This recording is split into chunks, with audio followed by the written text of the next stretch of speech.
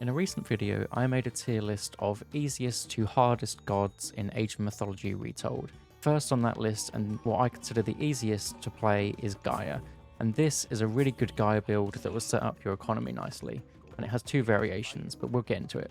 The Archaic Age for both builds is the exact same, it's just what happens when you get to the Classical Age it will be the difference maker.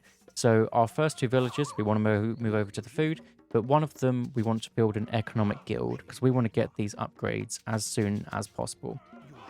Once the oracles come out, we send them out in a fork pattern, and with the economic guild we want to get hand axe and pickaxe right away, while also dropping down our Gaia forest trees.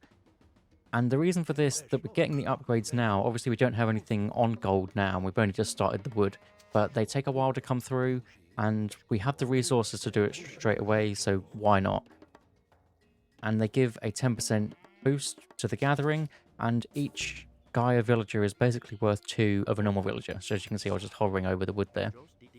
The wood gather rate, you can see as it increases.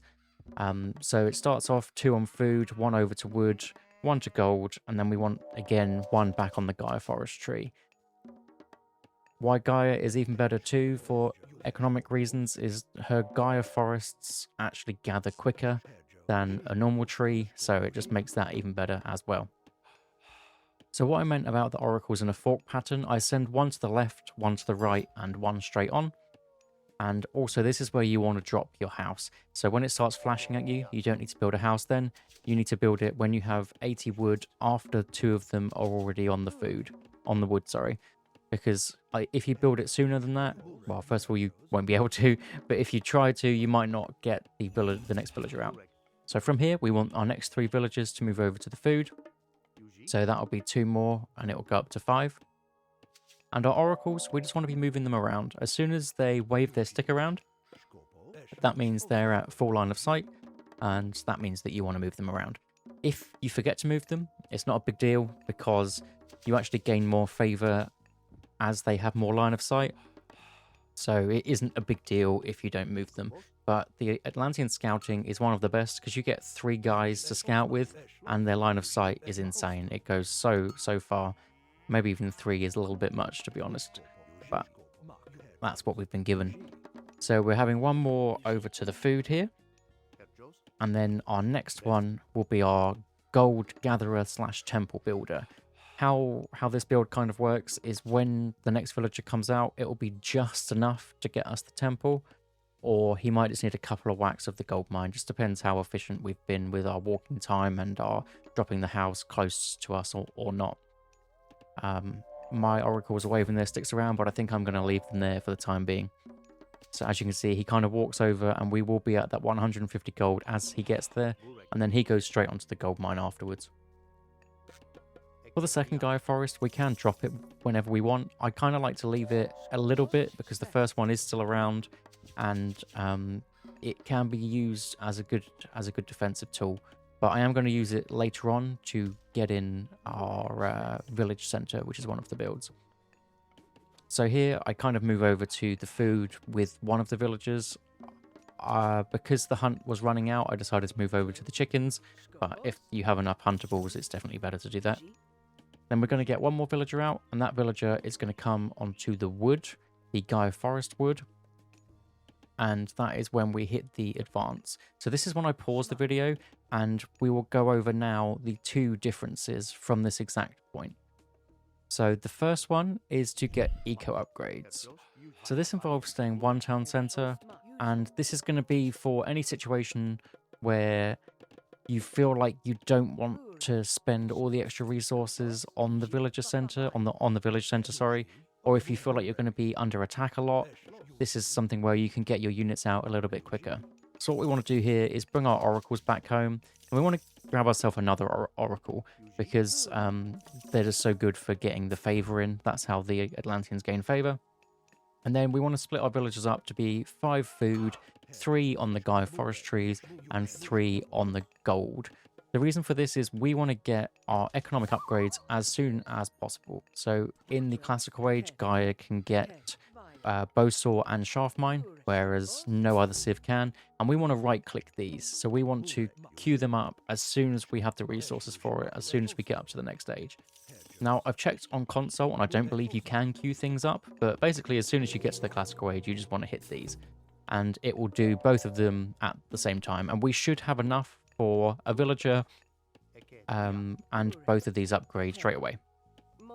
Now, because this is the version without the village center, so what we can do here is we can drop 2 military buildings straight away, and we can get ourselves channels as well. Channels is the upgrade where everything on your lash moves slightly faster, and it's just a very, very good upgrade.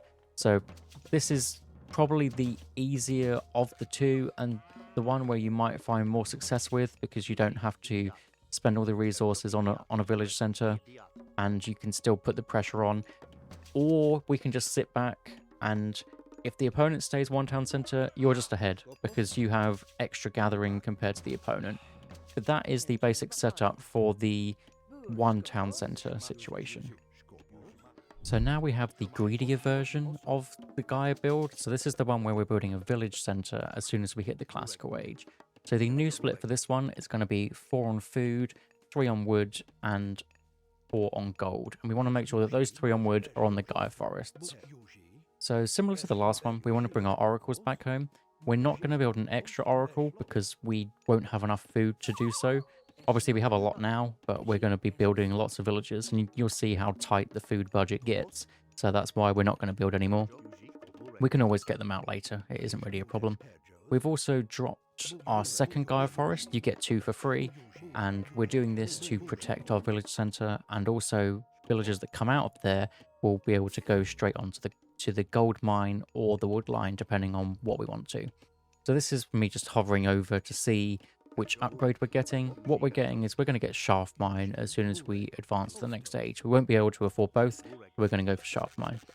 So what we're going to do here is with 3 of the gold mine villages and 1 of the wood line villages, we're going to build this up. I accidentally do 4 here, and then I realize my mistake. But the reason that we want this is we want a small amount of gold income because we want to get bow saw later on, which will involve getting more gold. So here we go, we get shaft mine straight away. And villagers that are coming out of the town center, we want to move on to food because we're going to spend more food on bow saw and more food on even more villagers. So this is quite a greedy build. If you're being rushed, this probably isn't the one, or maybe you could get watchtowers up first instead of your upgrades, and then get your upgrades later. That's probably a good shout. So out of both of these, we want to again move over to the food. I cancel bow saw here because I realize we don't actually want it yet. And what we want is a manor, and we will get it later on. Now, my AI opponent advances quite late, so this is the perfect build to go against him. But this is when we want to get bow saw, because at this time, these villagers will come out with maybe half a second of idle time on one of them, and we'll get bow saw. So it is pretty perfect on the amount of villagers we need. And then knowing now that we can support villager production, we can move over to getting the wood income, because we're probably going to need to go over to farms at some point. Now this is where you can have a choice. You can either get watchtowers or get a counter barracks. I decided to drop a counter barracks first and then do the watchtowers afterwards, but I think it's probably a better idea to do it the other way around. But this is a good setup.